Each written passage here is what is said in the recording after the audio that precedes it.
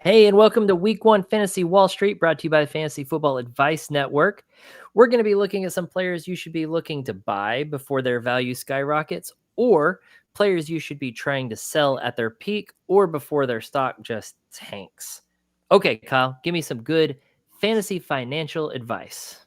Fantasy financial advice. Well, you normally would not associate that with the Cleveland Browns, but we're going to start on a high note with a bad team, and we're going to buy David Njoku. I love him this year.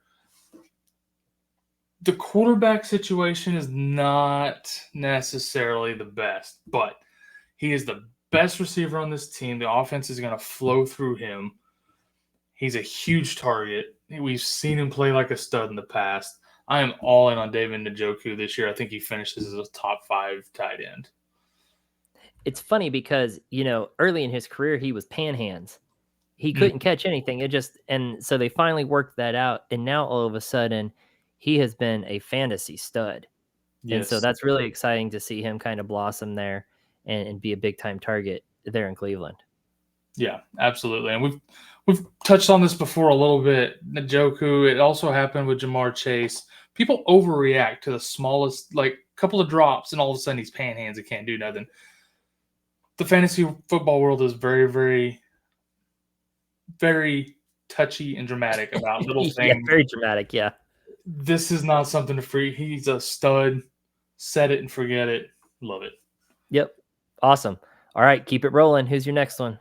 So my next one is going to be we're going to sell Jeudy. Sticking with the Cleveland Browns here. Obviously. As I just said, we are running this offense through Njoku.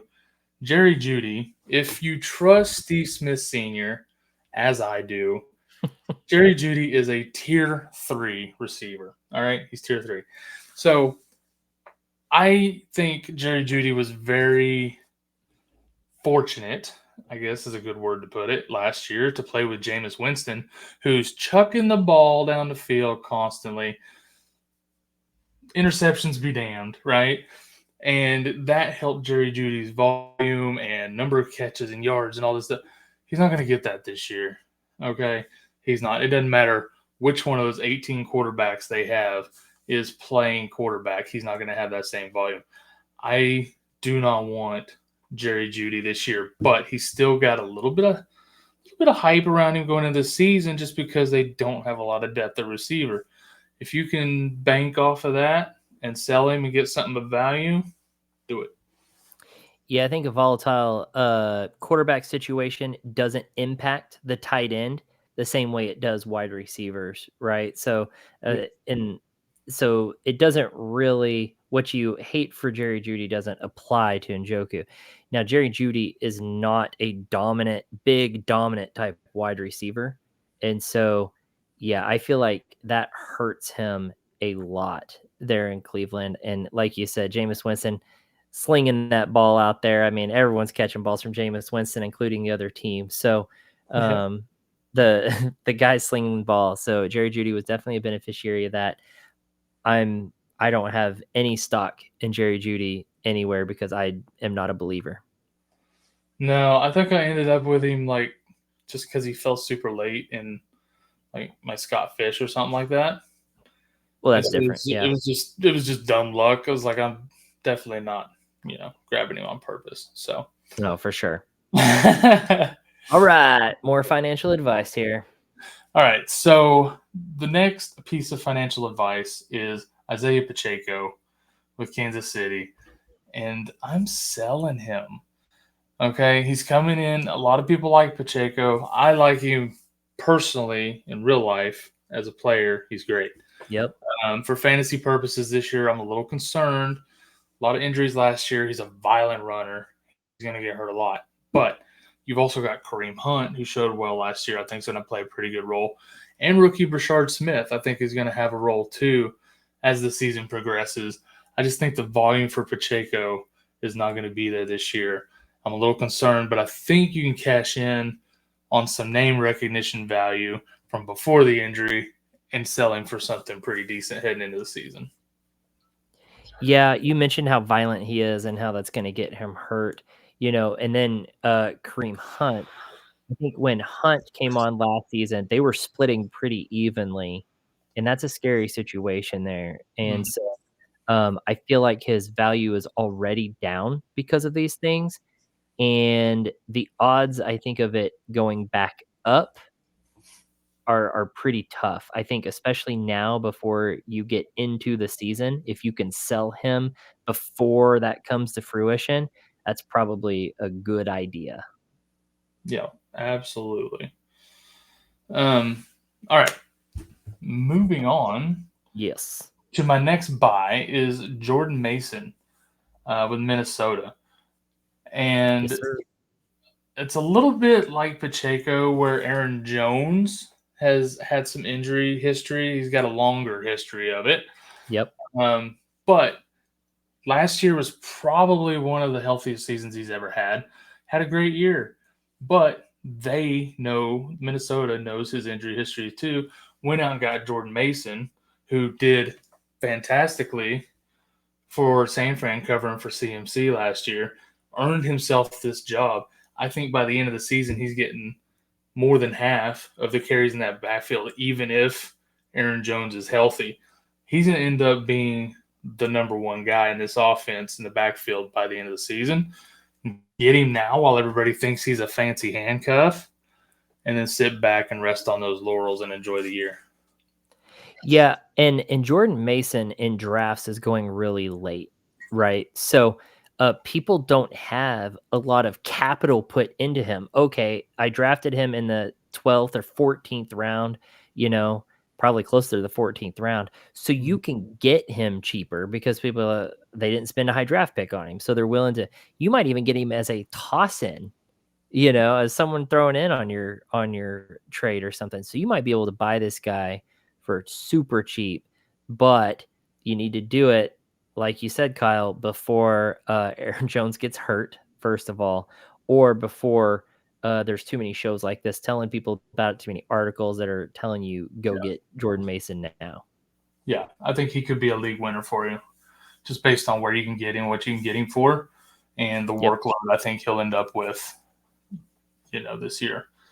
Um, Whereas on the other side of that, selling this guy now while his value is probably the highest it's ever going to be, Jacory Croskey-Merritt, we're selling this guy. It's probably the highest it's ever going to be this season. Yeah. Selling him now could save your season.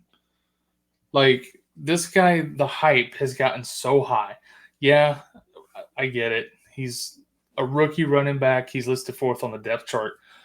That's not what I'm worried about so much as the talent's there. Sure, Austin Eckler is going to be the guy getting first crack at touches in this backfield this year. So barring Yep. injury, Croskey-Merritt's going to be pretty limited in the amount of work he's getting between Jaden Daniels and Austin Eckler. You still got Jeremy McNichols there as well. I do think Croskey and Rodriguez too. I think Croskey-Merritt ends up being the number two after a week or two. You know how coaches are with rookie running backs. But his value, I'm telling you, will never be higher than it is right now going into week one before we see the actual on-field breakdown of these carries. Sell him now while you can. Thank me later. Yeah, I think you just hit the nail on the head with you don't know how this mix of carries and who's going to be on the field when is going to look. But I also don't want to just gloss over the fact that Austin Eckler is back, baby. Am I right? He's getting his chance. Here we go, Yeah, baby. it's I about love some time. Austin It's Eckler. about time. Exactly. No, but you got to think about your situation here. You got Merritt either probably also pretty late in your draft. They probably traded away Brian Robinson. A lot of people had already done their draft. So you may have gotten Merritt for free off of waivers. So Mm-hmm. you don't have a lot into him either. And there are going to be other people in your league that need running backs Badly. because some people go 0 RB or they just mess up or something. So you can upgrade a position on your roster using Croskey-Merritt here. So it's an opportunity, like you said, to use that higher value than he should probably have. I'm not personally a believer in him this year because I don't know what all that's going to look like. I think it's pretty convoluted in that backfield right now. Yep. And so, and Eckler is still, if he stays healthy, he's a usable back. So, I am selling him high here. I agree, and I think you could use him to upgrade your roster somewhere. Absolutely. All right, so at least one No guy. mystery here, right? At least one guy, and I think you can all guess where I'm going with it. But Calvin Ridley, I am absolutely 100% buying. And we had a show last week, or maybe it was the week before, where we were talking about undervalued players and how criminally undervalued Courtland Sutton is. I think his value's starting to catch up. Yes. His draft slot's starting to catch up to that now eventually. But Calvin Ridley is still, I feel like, way undervalued in these drafts. And he's getting taken way too late for the role he's about to have. I think Cam Ward is going to be better at QB than people are giving him credit for. And, it's not his fault. People are a little bit jaded by Tennessee quarterbacks, I guess, at this point. But I'm telling you, Cam Ward's going to be the best one they've had in a while. Him and Ridley have been working together. It seems like they have a really good connection going.